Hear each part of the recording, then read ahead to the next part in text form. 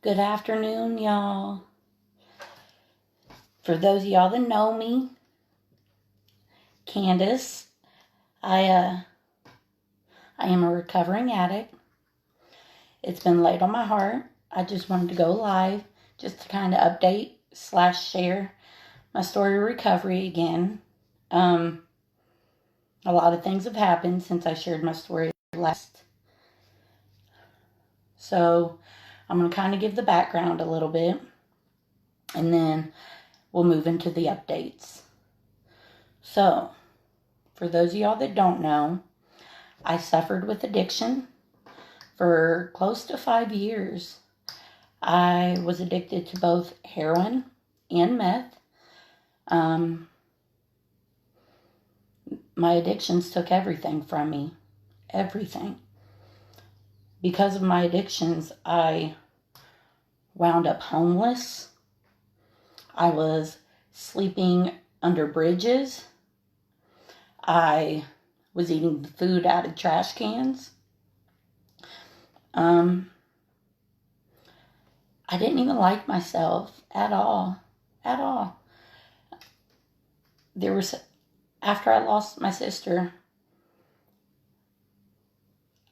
I lost myself. I didn't know who I was. I didn't know what my purpose was. I didn't know why I was still here. There were several times that I would beg God to just take me. I didn't want to be around anymore.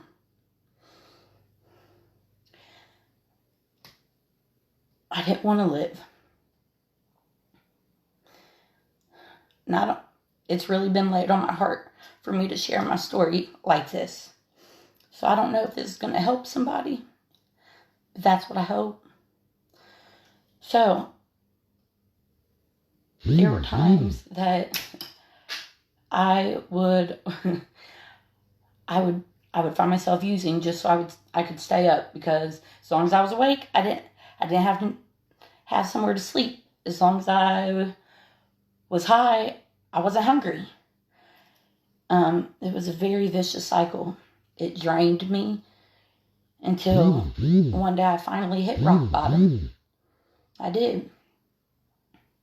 And at the time when I hit rock bottom, the voice that I heard in my head, I thought it was my grandma Kathy's voice.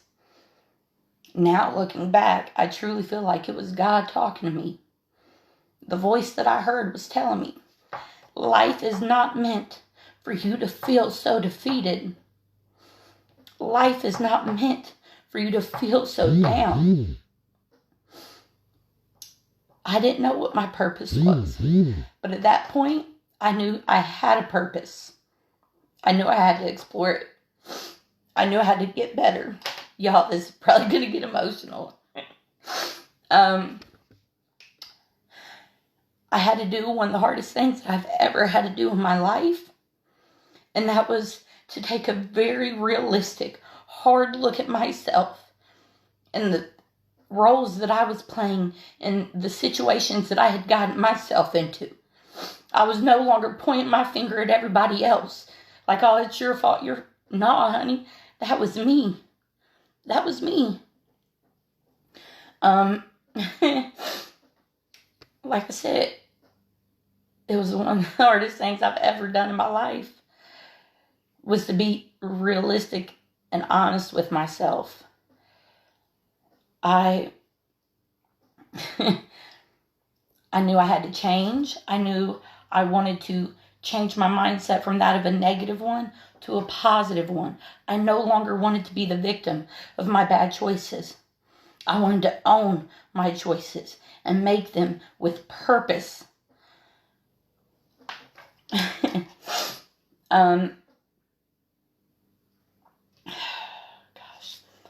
I didn't know how I was going to do it at first, but I knew that I wanted to from that point. I had a lot of people that had turned away from me, and I can't blame them. I pushed them away. So I felt very alone in the beginning. I had to learn how to use my stubbornness for positive instead of negative, because I wanted to get out of that darkness. I did. Now, when I lived down in Alabama, there's a saying, I don't know if any of y'all have ever heard it. Idle hands are the devil's playground. Just basically means that whenever you're bored or you don't have something positive, you're more likely to be swayed by the negative influences in your life or that maybe are surrounding you. So therefore, I wanted to occupy, because whenever I would get bored, that's when I would find the urge to be like, you know what, why not just get high? But I didn't want that, not really. I was tired of that lifestyle. So I enrolled in college to occupy my time with something positive, something that was going to get me a step closer to the life that I wanted to live, the life that I wanted to have.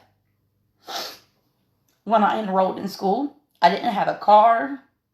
I didn't have a laptop for my online classes. I was living in a 1-bedroom trailer. Yes, trailerhood living. I was able to use my financial aid to get me a bus pass. And I walked to the bus stop every day through the week and took that bus down to college. The college I enrolled in, I'm very proud of. Cincinnati State. They changed my life. Like I said, I would take the city bus down to the Middletown campus every day. Whether I had class or not, I was going down there. Because at least that put me in that mindset. You know what I mean? Whether it was complete assignments, do my homework, or even just study. It was something positive. If any of y'all that actually know me, y'all know how low I had gotten. It was bad. So I didn't want to be tempted. I wanted to occupy my time with something positive. Like I said, I'd go down to the school every day. I ended up making Dean's List. I remember the first time I got Dean's List, because they have a ceremony for you. And I invited a lot of my family, and my kids got to come and see. Some of y'all might think, oh, that's corny. It's really, not that big of a deal. To me, it was. My kids thought it was the coolest thing ever to get to see me get that Dean's List certificate. And afterward, my kids even started doing better in school.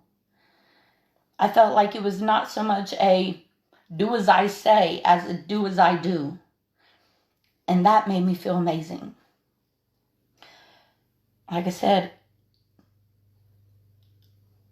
I got on the Dean's List, and then I was asked to become a student ambassador for the school. I would, like job fairs and stuff. They set up the college little pop-up booths. I would do several of those. And I ended up helping a lot of people explore going back to school to help better themselves, which that made me feel great. And then I was approached and asked if I would be willing to share my story at a diversity event. I was so nervous. I didn't know how it was going to be received, but I had it in my mind, if it helps even just one person, then it's worth it. That first time I shared my story, afterward, I had everybody clapping and telling me how proud they were of me. People I didn't even know. It made me feel like I made that right decision.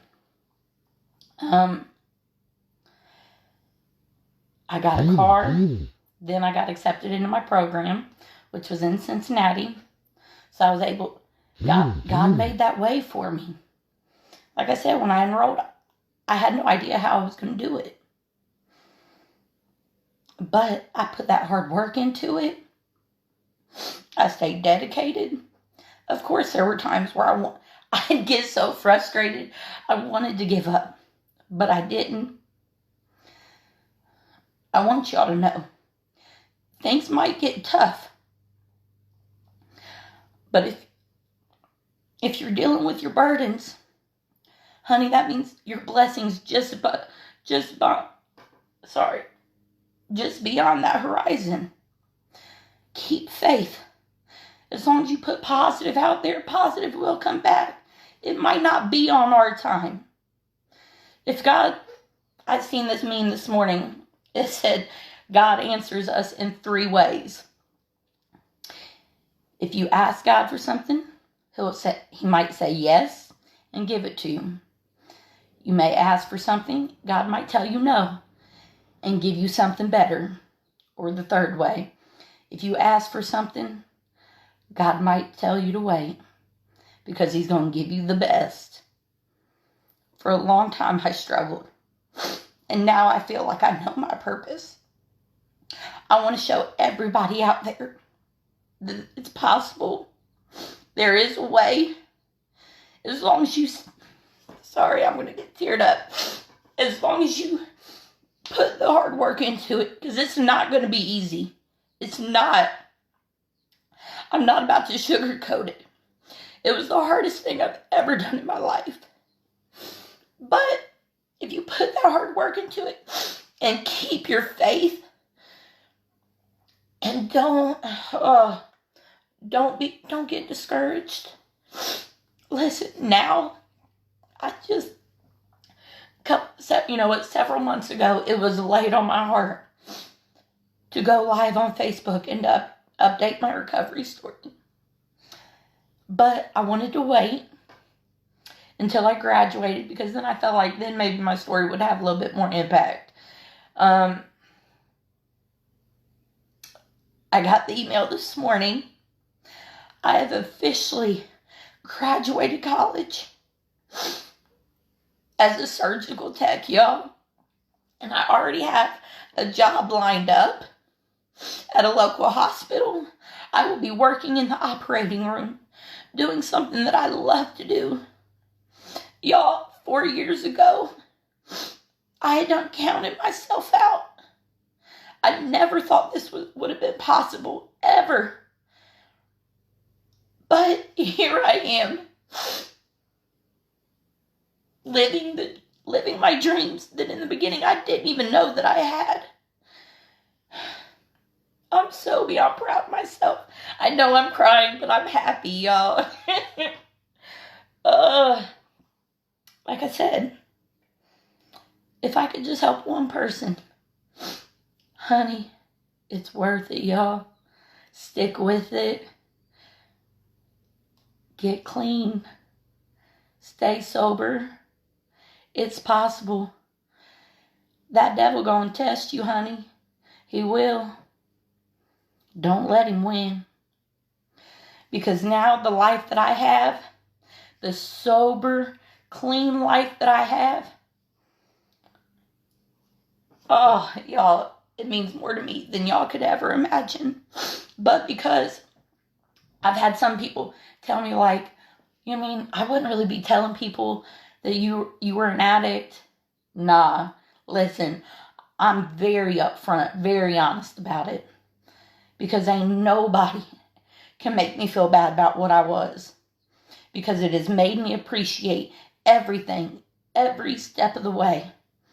Things that I probably would have taken for granted before. I've been there, y'all. If any of y'all that watch this are dealing with addiction or know somebody that is, feel free, message me. I will be that listening ear for you. If you need advice, I'll be here for you. Sometimes it's hard talking to the people that are right there in your situation. Sometimes you feel like maybe they can't relate. I can relate to you. Like I said, feel free, message me. For any of you, thank you for any of y'all that know anybody dealing with addiction, please reach out to them. Just let them know that you're there for them. Because addiction makes you feel alone. It does. Please, I know I've been rambling, but please feel free to like this, comment, share it. Like I said, I want to be the light that shows other people that are still in the darkness. There's a way out of it. There is. But you have to be willing to put in that work. You have to be willing to stay away from the old places and faces. I know that sounds cliche, but it's true. Used to, in the height of my addiction, I felt like I always had to be on the go, always had to be going somewhere, doing something, hanging out, being around someone. Now being clean and sober, I take joy in being still. I take joy in the peace of being at home. I do. A lot less drama that way. Oh, goodness. I truly feel like, and a lot of people be like, oh, well, they chose to become an addict. No. Nobody chooses to become an addict. Nobody chooses to begin, to get strung out on drugs. Nobody chooses that.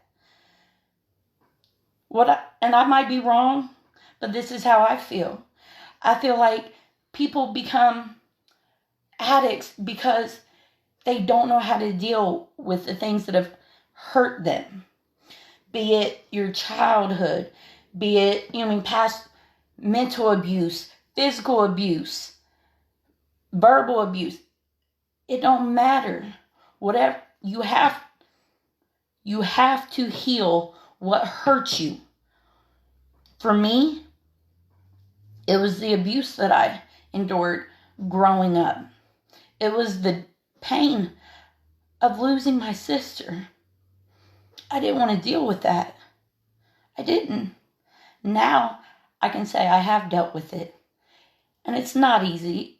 That's another one of those things. It's going to be hard. But it's necessary for your survival and your success. You have to deal with those things. Because until you heal what hurt you, you are always going to go back to your default settings of coping. Whether it be drugs, whether it be alcohol, whether it be self-harm. You have to heal what's hurt you. Take away that power that you have given your hurt. Take it away, y'all. Like I said, if anybody needs somebody to talk to, please feel free to message me. Thank y'all for listening. Like I said, I just felt like I had to get that off my heart, y'all. I love y'all. Thank you for watching. Like, share, comment. Y'all, as my shirt says, faith over fear. Y'all have a great day.